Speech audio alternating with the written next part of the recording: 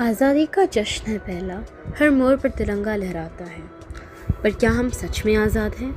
ये सवाल एक बार फिर जहन में आता है। सियासत की जंजीरों में जकड़ा है हमारा देश, हर रोज़ नए मसाइल हो रहे हैं पेश।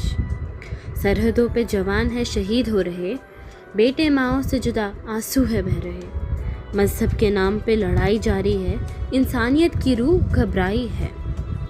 रोज़गार की तलाश में भटक रहे हैं नौजवान, सपने हैं टूटे, दिल है वीरान।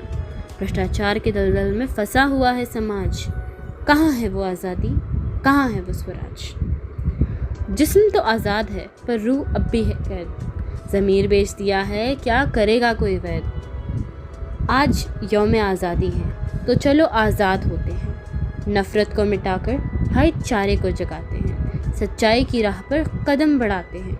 क्योंकि जब हर शहरी की आज़ाद होगी सीरत, तभी आज़ादी का जश्न होगा खूबसूरत। तिरंगा ऊंचा रहे हमेशा, है यही एक ख्वाब हर उस शख्स का जिसका दिल धड़के हिंदुस्तान, दिल धड़के हिंदुस्तान।